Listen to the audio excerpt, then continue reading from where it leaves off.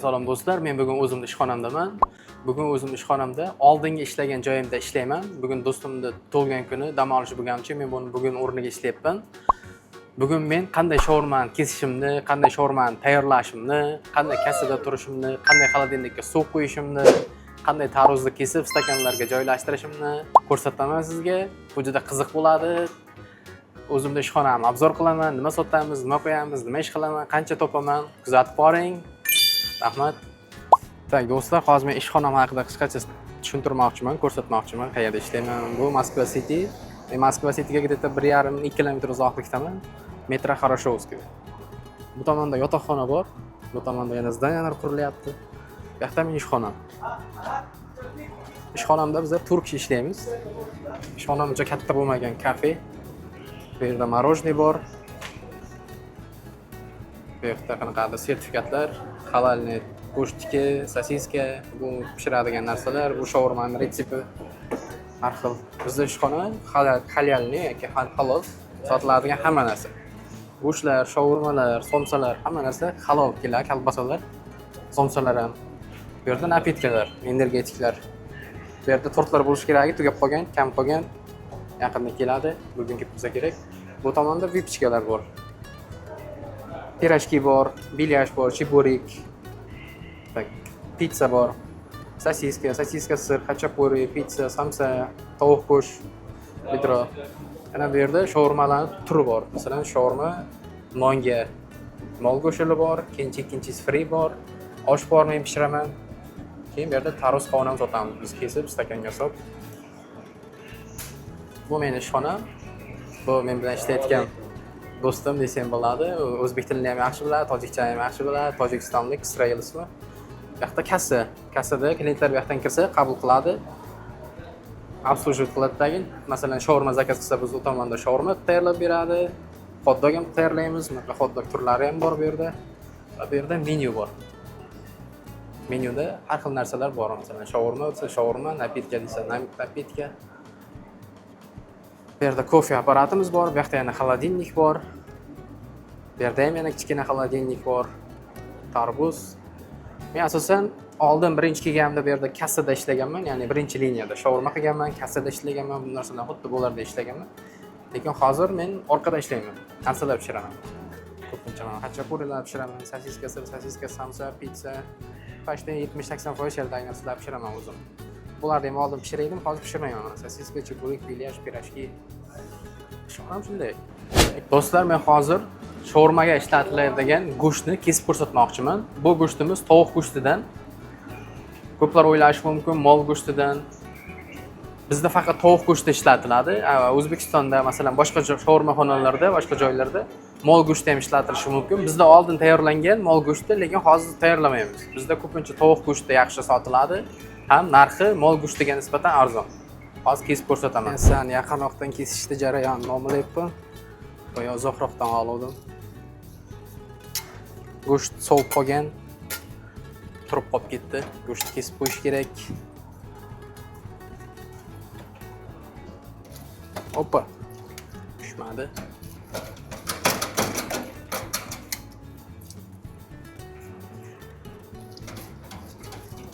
Go'sht kesish ko'rinishdan oson tuyulishi mumkin, lekin birinchi marta qilib ko'rsa qiyin bo'ladi. Men ham masalan shaurmada boshlaganimda birdan go'sht kesib ketmaganman. Qiynaladi odam. Bitta kesadi odam, juda qiynaladi. Masalan, menga ham qiyin bo'lgan boshida. Keyin yaxshi kesib ketganman. Pichog'im o'tkir bo'lishi kerak. Meni pichog'im bunaqa arra pichoq. Zo'r kesa. Go'sht hozir ozroq sovib qolganda sal qiyin bo'lyapti kesilish. Hozir bu tost nimani qo'shdim orqani grillda. Endi hozir qizdirsa go'shtni yana pishirib tashlaydi. Bizda tok bilan pishiramiz, boshqa joylarda gaz bilan ham pishirish mumkin. Cho'q nima bilan ham pishirish mumkin, ko'mir bilan. Bizda tok. Ko'mir bilan pishirishga sharoit yo'q bu yerda. Gaz bilan ham. O'cha tok Moskvada. Endi maydalaymiz go'sht. Go'sht kesib bo'lgandan keyin chopish jarayoni. Montajda yaqinlashtirib ketaman. Go'shtni men asosan bolta bu nima bu? Topor bilan chopaman, shpatel bilan ushlab turaman. Bir xil qiladi, bunday tushunmayman unda. Men qila olmayman. Menga yoqmaydi bunday. Shpatelda doskaga chiqashni men xohlamayman, chunki qulog'im shovqindan kasalib qolaman. Lutchi shu tapur bilan, shpatel bilan ushlab turib, bolt bilan chopishni xohlayman. Hamma har xil qiladi. Shaurmachi imенно bir xil qilish kerak degani emas. Hamma har xil uslubda shaurma pishiradi, hamma har xil uslubda sous qiladi, har xil uslubda shaurma tayyorlaydi. Menga shunday o'rgatilgan. Kimdir shpatel bilan qiladi. Shpatel oladi, mana. Shpatel bilan chopadi. Men bunday shpatel bilan ishlayman, go'shtni chopaman. Kam ovoz chiqadi, tezroq chopiladi go'sht. Go'sht hozir sovib qolgan, yaxshi chopilmayapti. Hatto go'sht issiq bo'lsa, tez chopiladi, tez yaxshi maydalanadi. Bu shaurma sohasida Rossiyaga kelganimdan beri ishlayman. Men Rossiyaga birinchi marta kelganimda 2019-yilda xuddi shunaqa shaurma sohasida, ya'ni povurlikka birinchi marta ishga kirganman, stajirovka qilganman, ishga kirganman. Va shundan beri qachon Rossiyaga kelsam, asosan men boshqalarga o'xshab, masalan, stroykada yoki qanaqadir firmada yoki qanaqadir xizmat ko'rsatish, kuryerlikda emas, ya'ni oshpazlikda ishlayman. O'z ko'rinishimdan ham aytib turibdi. Asosan ishlar oson bo'ladi. Qishin, yozin bizda har xil o'ynamaydi. Qanaqadir pul ko'tarilib, pasayib oylik, bir xil stabil oylik beriladi. Issiq joy bo'ladi. Masalan, Moskvada yoki boshqa joyda Rossiyada ishlasa, ob-havo sovuq bo'ladi, tashqarida ishlash qiyin. Masalan, stroykada ishlayotgan odamlar bilan ham gaplashib ko'rganman. Lekin mening ishim ichkarida bo'lganligi uchun issiq. Har doim issiq joy, yeyishga ovqat, yotoq joy, ko'pincha yaxshi uslugalar bor. Faqat ozroq tilda bilish kerak, rus tilini, yaxshi gaplashish kerak, klientlar bilan yaxshi muomala qilish kerak, qabul qilish kerak, xizmat ko'rsatish kerak, toza bo'lish kerak, ozoda bo'lish kerak. Hozir bizga do'stlar klassik shaurma zakaz tushdi. Men hozir klassik shaurma tayyorlashni ko'rsataman. Shaurma tayyorlash uchun biz lavash olamiz birinchi o'rinda. Lavash bizga yordamga keladi. Oddiy uslubda. Men esimdan chiqib ketgan, lekin baribir ham xotirlarda qolgan shaurma tayyorlash. Keyin kapusta keladi, karam. Keyin bizga pomidor keladi. Tezroq tayyorlashga harakat qilish kerak. Hozir asta-asta tayyorlab ko'rsataman, uncha tez tayyorlamayman. Chunki bizda klient ko'p bo'ladi. Klient ko'p vaqti tezroq tayyorlab uspet qilish kerak. Hozir klient kam, uncha kechqurun emas, ko'p odam paytda emas. 140 gramm go'sht keladi bizga, keyin tovuq go'shti va keyin bizga svejiy bodring keladi va bizga soленый огурцы keladi. Keyin biz yana chesnochniy fermentni o'zim qiladigan sousdan keladi. O'zim qilaman, lekin o'zim yemayman. Keyin bizga yana tomatli sous keladi. Chuk. Keyin biz buni krutit qilamiz, ya'ni o'raymiz. Chuk shaurma tayyor. Endi buni tosterga qo'yamiz va klientga beramiz. Chik. Hozir men videolar syomka qilayotgandim, xo'jayinim kelib qoldi. Tort zakaz qilgandik, tortlarni olib qoldi. Mikrofonimni ko'rib, "Sen nima syomka qilyapsanmi?" dedi. "Ha, syomka qilyapman" dedim. Uni ham syomka qildim, ko'rsataman sizga. Xo'jayinim yaxshi odam, ruskiy odam. Alek, men u bilan anchadan beri tanishman, birga ishlaymiz. Men uyga ketsam, qaytib kelasanmi deb so'raydi.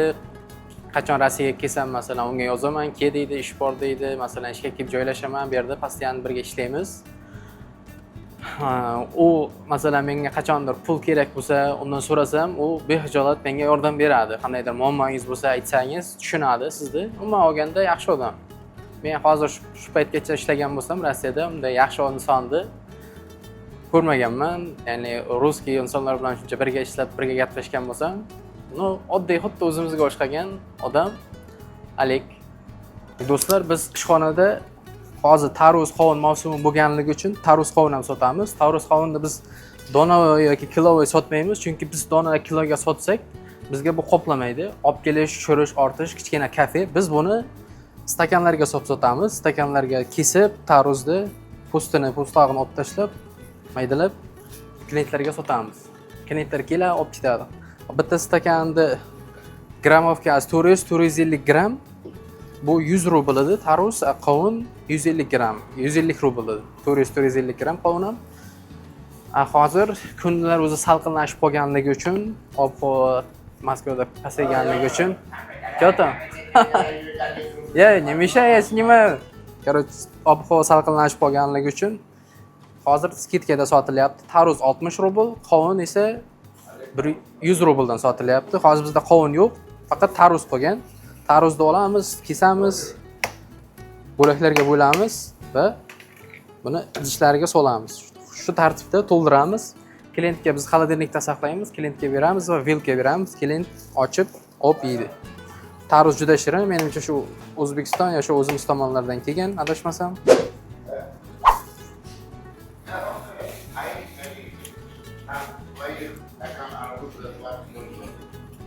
Своих kassada ishlaganda asosan klientlarni qabul qilish kerak, ularga yaxshi gapirish kerak. Rus tilida bo'lsa, siz rus odam bo'lsa, ruscha gapirishingiz kerak, o'zbeklar bo'lsa o'zbekcha, tojik tilini biladiganlar tojikcha gaplashadi. Men sherigim bor, u o'zbekcha, tojikcha, ruscha har xil tilda gaplashadi, kassada yaxshi turadi. Asosan klientlar bilan gaplashganda iliq muomalada bo'lish kerak. Ularga masalan kelganda ular bilan salomlashib, предлагать qilish kerak narsalar taklif qilish kerak, svejiy, yoqimli, shirin deb narsalar isitib berib yoki o'zi xohlagan narsasini berib, chiqib ketayotganda ham rahmat aytish kerak, yana kelishini so'rash kerak. Masalan, ko'rishguncha deyish kerak. Agar rus bo'lsa, до свидания deyishga uyalmaslik kerak. Asosan tortinmaslik kerak. Aka, assalomu alaykum. Nima beray aka? Suvmi sizga? Boshqa narsa kerak emasmi aka? Shaurma, samsa. Qorin to'qmi? Yo, ochma.